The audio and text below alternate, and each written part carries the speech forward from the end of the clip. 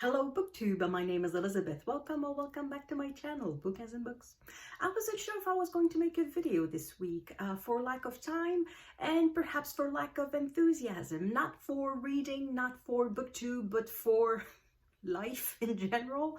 Yeah, I don't live in the United States, but the results of the elections, presidential elections of 2024, in case you're watching this video in the far future, I'm talking about the election of Donald Trump in 2024.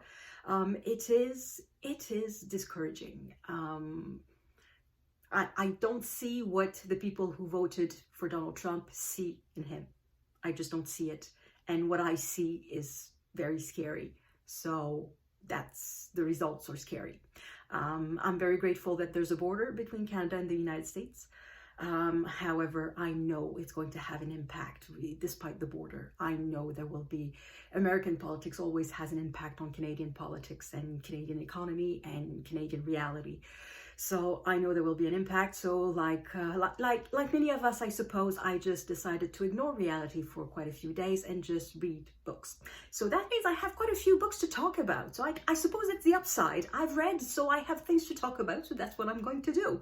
I'm going to talk about the books that I've read recently, either in the last few days leading up to the election, which even before knowing the results, I was trying very much to hide under the bed.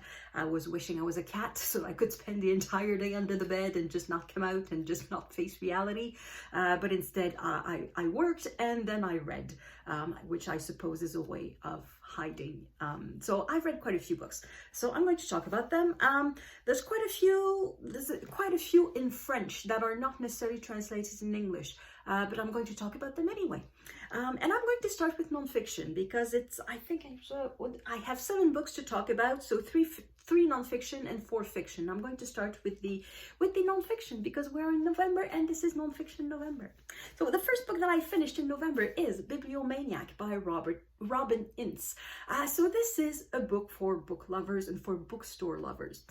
The author decided to go on a tour of at least 100 bookstores in about 2 months in the United Kingdom. So he takes us with him on these tours of bookstores in various places all over Britain.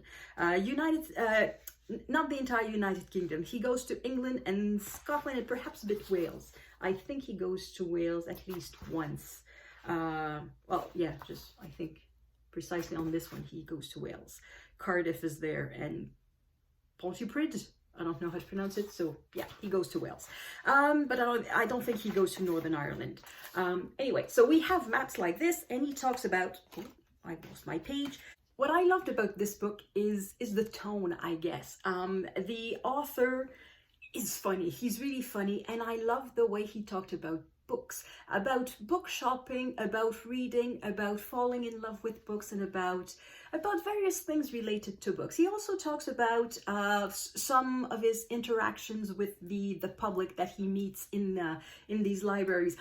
Not these libraries, the bookstores. I said he goes to a tour of bookstores, not just as somebody who shops there, but as somebody who gives talks, who signs books, because he had just a new book that was being published. So he went on a tour of bookstores to promote his book in one part, but also to sort of give talks and interact with people who were there. So just an event in a bookstore. It could have different forms, and he does not really expand on that.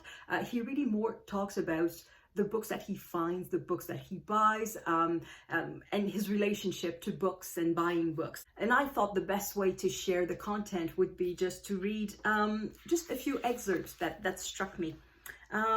So here on page 41, it is an oddity that you can be in a bookshop of many floors and find nothing, but in a space where the books are fewer but arranged with such passion and intention, you can find many. So that's a thought. Another one. Books often give me paths into conversations, more often with a question than an answer. Books have made me happier to say, I don't know, and books have made me more eager to listen. When books are not my social life, they enhance my social life. Oh, this one I've read to you before. I never knew this book existed until Jeff placed it before me, and it was instantaneously necessary. And When I shop for books, it tends to be like that. I rarely go with a book in mind saying I'm going to buy this. I go to the bookstore and I buy something I did not know existed. And as soon as I see the book, it's necessary. I must have the book. So this one is about shopping with children. So if a child is given $20 and told just buy a book, buy whatever you want. While they are trapped in the devastating delight of having to choose which book needs to be theirs forever, you distractedly start reading the back blurb of a Booker winner or something about the minds of octopuses. Now you are both ensnared. I love that image. This is one of the wonders of books, the delight of being a species that can chronicle and preserve. I pick up a book from a shelf and someone who is no more than ash or bone can still change me. Here, Ellen is the owner of the bookstore. I spot a Patti Smith book I didn't know existed, Wool Gathering, and Helen kindly gives me that too. She tells me that one of her youngest customers calls books your paper friend. That is how she sees the wonderment of the relationship with a good book. That personal feeling as you are enthralled and ask, but how did the author know to write this book for me? And finally, which perhaps comes back to, may have a link with reality. After my talk, Mary gives me a book I've never heard of, Undrowned, Black Feminist Lessons from Marine Mammals by Alexis Pauline Gumbs. A younger me would probably have looked at this title and immediately sought to mock it. I am glad I am less of that person now. Mockery is a secure blanket to suck on when you feel uncertain or confronted by culture or theories that are unfamiliar. And I say it has perhaps a bit more of, it resonates a bit more with reality because the candidate who won the American election is very fond of mockery. So, yeah, I suppose that's its blanket to suck on when he feels uncertain or confronted by culture or theories that are unfamiliar. That explains a lot. So I very much enjoyed reading that book. It was a lot of fun and I recommend it. I'm going to be shorter for the other one. So the other two non-fiction books that I read are in French and as far as I know not translated in English. Well, one I didn't check. This one's a book from 1962, so I didn't check if it was translated at the time. In any case, I suppose it must be rather difficult to find. So this is A Conscription Crisis of 1942. What happened was that when the Prime Minister of Canada was elected at the end of the 1930s, I don't remember the exact year, I think it was 1938, could have been 1939. I think the war had started by then, so it probably was 1939. He was elected on the promise that there would be no conscription, and that promise was aimed mainly at French Canadians and at the province of Quebec. And in 1942, as the war continued and went on, it became quite clear that conscription would be necessary. Now, when I say conscription, it means conscription for service abroad, because there had already been conscription for defense of the territory. So every Canadian man of a certain age had to enlist and serve for 4 months, but it was basic training and it was only for the defense of the land. They were not supposed to be sent overseas to fight either against Japan or against Germany. They were conscripted only for the defense of the land. However, in 1942, the Prime Minister wanted to make possible the conscription for overseas services. So he had to renege on his promise. And the way he decided to do that was to put the question to a popular vote. Now, it was not a referendum because the result of a referendum would have been binding. It's not written anywhere in the Canadian Constitution that the referendums, or in this case, it was a plebiscite. It's not written anywhere, but it is understood that the result of a referendum is binding, but the result of a plebiscite, I don't know if that's the word in English. I'm just going to presume that it's the same word as in French and pronounced slightly differently. That this putting the question to the popular vote, not being a referendum, is not binding. But anyway, the result was yes, an overwhelming yes. Because it was rather obvious that the only block of population that was opposed to service overseas, mandatory service overseas, was the French Canadians, who were in the minority.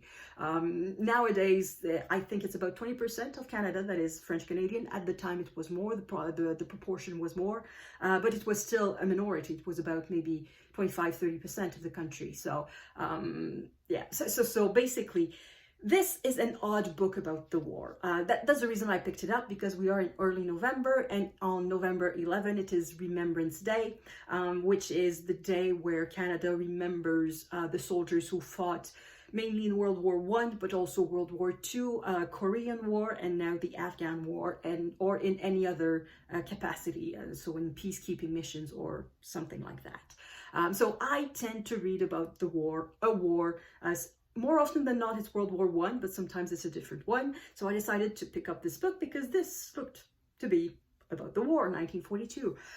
But that book is not about the war at all. So the author, André Laurando, was involved in politics at the time, and he was against conscription. And the way he makes his case, he makes it very much as a lawyer. He isolates the question from reality and saying, okay, so Mackenzie King is asking to renege on a promise. And he just isolates the question entirely from the reality of war. There's no mention, there is one very slight mention of the concentration camps and what Hitler was doing to the Jews. Just one slight mention acknowledging that. But there's no mention of the battlefields, and there's no mention of what was achieved with the war, what was the purpose of the war. It's completely evacuated. It's entirely a political book. It's entirely about the political question. So that makes it an odd book about war, because it's a book about war where war is not really there.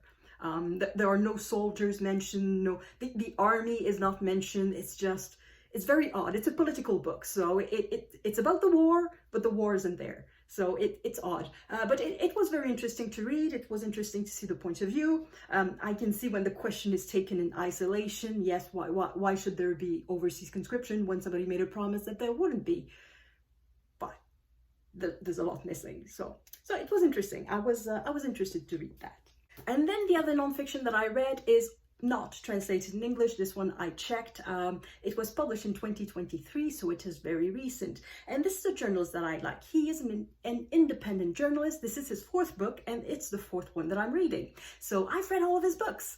And it's a bit of an odd book. So at the beginning, his purpose with this book, with this investigation, was to go to Bangladesh and investigate, or ask questions, or try to get a portrait of all issues relating to water in Bangladesh. So whether it was drought or flood or lack of access to drinkable water, or contaminated water that made fishing impossible, or whatever the issue was, any issue relating to water in Bangladesh. And he got a, how do you call them? He was awarded an amount of money to go investigate that by a foundation. And that enabled him to hire a fixer, that is called. So somebody who's going to take him to the interesting places, and who's going to translate so that he can ask the questions to the local population, and they're going to translate for him. And that's one of the first times that he works like that. In the two of the previous books that I've read, it was about Ukraine, or the former Soviet republics of Russia, and the former Soviet republics or Russia. And he speaks Russian, so that enabled him to ask questions directly. And he was going there without any funds, so he had to rely on friends, people who knew people, and he was very close to the ground. So in this new way of working with a fixer with a bit of money that enabled him to stay in good hotels and all of that, he felt very far from his subject, very removed from his subject. And when came the time to write, he felt a bit like a fraud. He was not feeling it. He was realizing that it was a type of journalism that had so many layers between him and the subject, and also so many prisms because his gaze was directed in a particular direction. And he felt that it was a bit dishonest. So he decides to write the book with all of his interrogations, and by showing all of these different prisms, this different ways his gaze was limited. And the last about 100 pages is all about his reflection on his work, how he works and how he intends to work from now on. And that makes for an odd book, because the part that I liked the most, even though he was not satisfied with it, was the part about Bangladesh, about the people that he met, and about all of that. All of his questions, all of his interrogation about his own work, I found a bit less interesting, though it's very important, because if I read his future books, I hope he's going to keep writing, because I still like very much what he does. It's going to influence the way he works. So it's good to know that. One of the choices that he made, and I suppose that the publisher made with him, was to write using strictly gender-neutral pronouns. Unless he was talking about a specific person who was either a man or a woman. But if he was talking about the population in general, like the population of this, or if he was talking about, I don't know, journalists in general, he would not say, well, that's the thing, it's hard to translate, because in English, it's not really an issue. In English, you can say journalists, they are, and that's not an issue. In French, you cannot say that. You have journalists, which is neutral. It happens to be neutral. It's extremely rare that, it's rather rare that a noun is gender neutral. It has either a masculine form or a feminine form. It rarely has the same for both. Journalist happens to be one of those. But for the pronoun, there's no they in front. It's either she in the plural, she's, or he in the plural, he's. There's no they. So he creates this new pronoun by confusing, or he creates new words basically that are used by absolutely nobody. And that is odd. Same thing, I don't know. Suppose that he wants to write, okay, let's imagine an ordinary farmer who needs to go to that particular city. And then instead of repeating the farmer, so first things first, farmer in French, you have to go either for the masculine or the feminine. There's no gender neutral farmer in there. It's fermier or fermière. So you have to choose. So what he does is that he uses sort of median dots to write both forms of fermier.r. So fermier, fermière, so to have both words, both endings in the same word, which is not something that can be pronounced naturally. You can write it, but it's odd.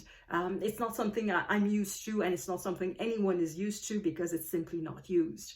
And same thing for any gendered word, which in French is everything. It's everything except the verbs. And even then, verbs in the past participle sometimes have to agree with their subject, which means that the subject is either masculine or feminine. So even the verbs sometimes need to be changed. So the adverbs, these ones never change. Okay, so you have most verbs and the adverbs, and that's it. All the rest is always gendered, which makes the writing odd in many places, and it is an obstacle to me. So it's a statement. I understand the reason why. He explains from the beginning because he knows that this is going to annoy the reader. The author knows it's going to annoy the reader and it's going to be noticeable, so he explains his decision. And I can understand why he made the decision, but I still think it's an obstacle to reading and to getting to the book. So I don't know. I'm not a fan of that, but perhaps it's going to be the norm in 10 years and then I'm going to be used to it. So perhaps it's just the novelty that is bothering me. I don't know. But anyway, the subject was very interesting and I'm going to look forward to read more books by this author. And now I'm going to move to fiction. I'm going to start with the books in English. So there are 2 in English and 2 in French. The first one that I read, that one I read at the end of October. It is The Other Bennet Sister by Janice Hadlow.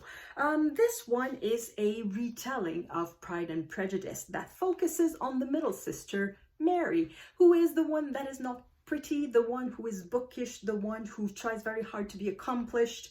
And I didn't like the book. As far as Jane Austen retellings go, I generally am not happy with them because they're never as good as the original. Just never, never, never. I can see that this one is well done because I've read some that were a lot worse. So this one is well done. It has some structure, and the interpretation that the author decides to make of the character of Mary, I think, is a very good one. It's in line with the book. It makes sense. So it's 2 good points for the book. However, the first, well, it's in 4 parts, but they're not equal. So for the first part of the book, it is literally a retelling of Pride and Prejudice. We are at the time of Pride and Prejudice. The events of Pride and Prejudice are unfolding, and we have Mary, who is just sad and lonely, which makes the first part of the book just a retelling of Pride and Prejudice without the love and without the humor. It's a sad and lonely Pride and Prejudice. That's the first part of the book, so that's rather depressing. And then we move on to the second part, which is not long after the events of Pride and Prejudice. However, there is a mathematical problem in there. I'm sure I haven't watched any other reviews of the book, but I'm sure I'm not the first one to mention that. The second part starts with 2 years later. The first part ends not at the end of Pride and Prejudice. It ends when Mr. Collins gets engaged and gets married. So it ends at the marriage of Mr. Collins. So that's not even the first half of Pride and Prejudice. That's like the first third of Pride and Prejudice.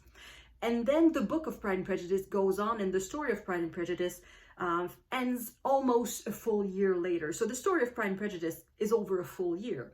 And in this book, we get the first few months between, I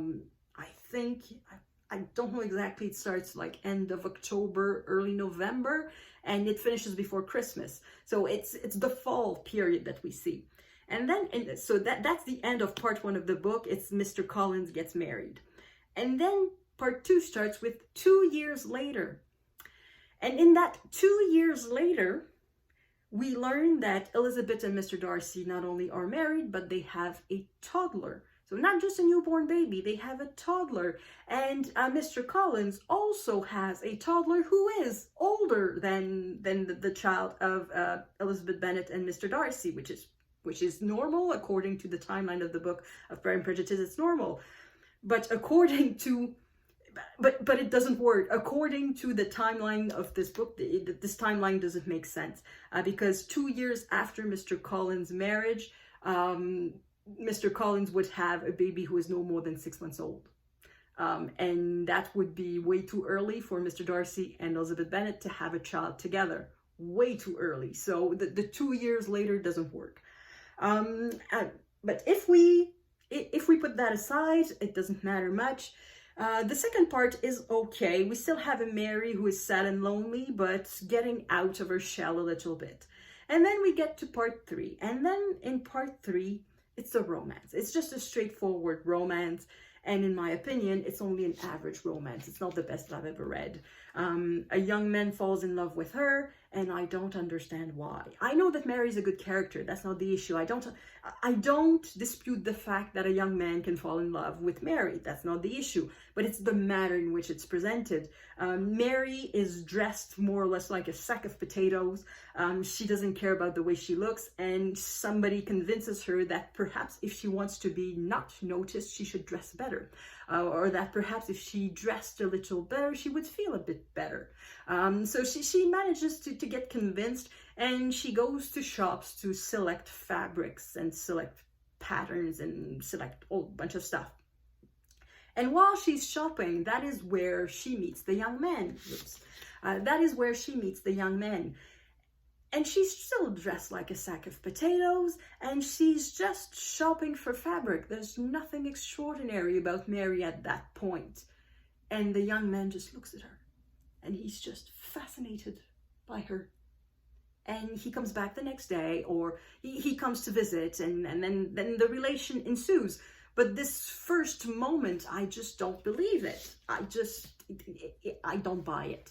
So that's the reason why it made me doubt. And after that, it's just really, really long. It's 260 pages, but I was it started at page about 220 out of 460. And at the time I thought, oh, how is this going to last for another 100 pages? And then I realized, oh, no, it's not 100 pages. It's another 250 pages to go. And I thought, oh, that's going to be long. And indeed, it was long. So not my favorite, just not my favorite.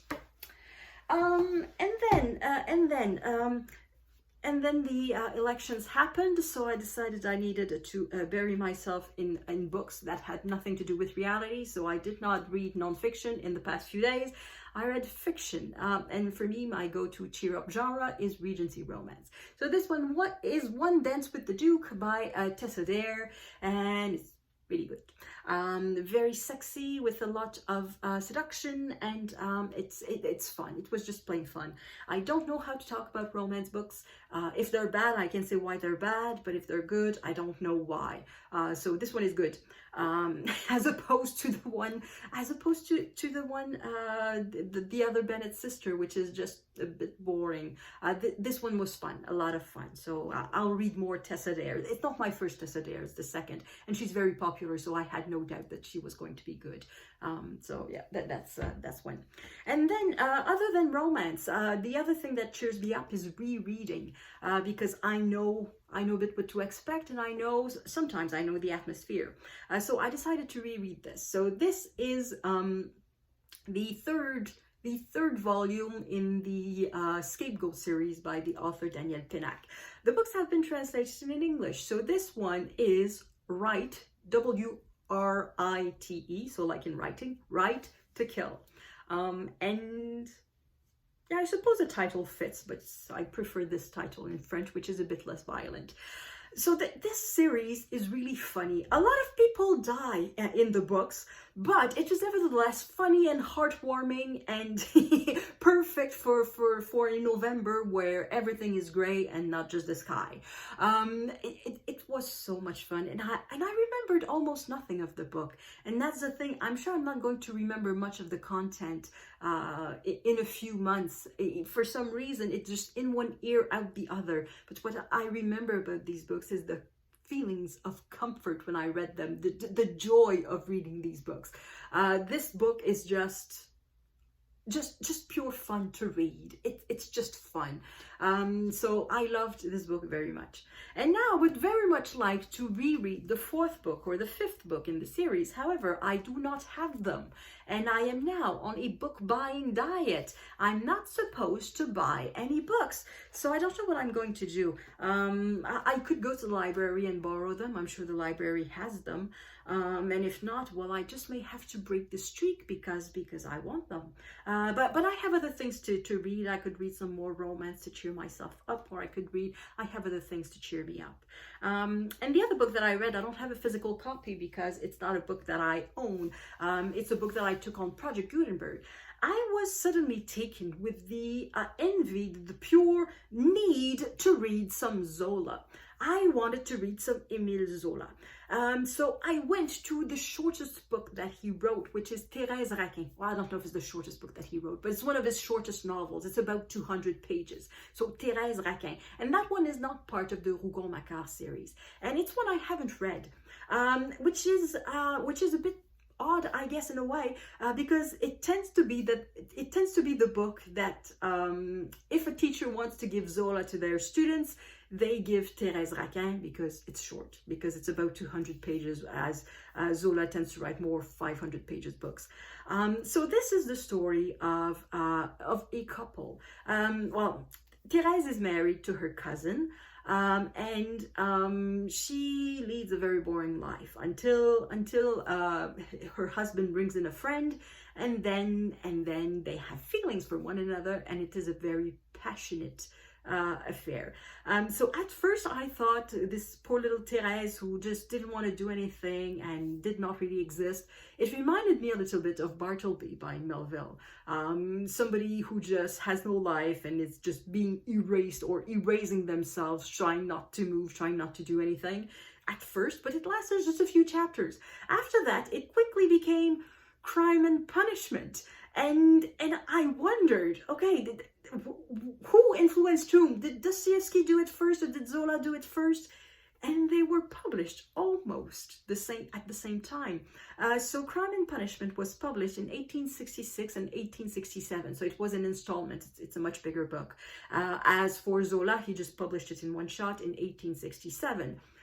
But I very much doubt that the work of Dostoevsky was translated in French as it was written. So there's almost no chance that Zola saw what Dostoevsky had started. And there's no way that Dostoevsky could have read Zola because it was not published yet. So they just had similar ideas at the same time. And I thought that was interesting. So I really love that Zola. It's a bit dark. I don't think it's his best because it's one of his first. If you look at the chronology of his writing, it's among what he wrote at the beginning. So not his absolute first, but among his firsts. And it would become, I think it would become better later. There's a lot of tell at the beginning, and like in the adage, show, don't tell, there's a lot of tell. And then when he starts to show, it's really, really good. But there's a lot of tell. So you just have to get over that a little bit. But I did love his descriptions of Paris and his description of this little passage that doesn't exist anymore. I Googled and it doesn't exist anymore. It has been, the buildings along this passage have been destroyed and it's now a street. But there are still images of the place, and you can look at photographs on the internet, old photographs in black and white of this dark little passage that is perfect for a drama. That's one of the things that I love. So even though it's a rather dark book, it cheered me up. It cheered me up. And because it was from Project Gutenberg, it didn't touch my streak of read 25 of your own books. It doesn't count towards it, but it doesn't count against it because I did not acquire any books. And now I'm starting to wonder if I should not amend my rules and allow myself to buy books that I've already read. Like if I decide to buy a copy of Thérèse Raquin, just to have it in my collection so that I can easily go back to it. I may amend my rules, but I'll go to the 25 books or 6,250 pages, whichever gets first, whichever comes first. I'll go for that first, and then after that, if I want to continue, I may amend the rules a little bit, my own rules, so that I can live with it a little bit longer.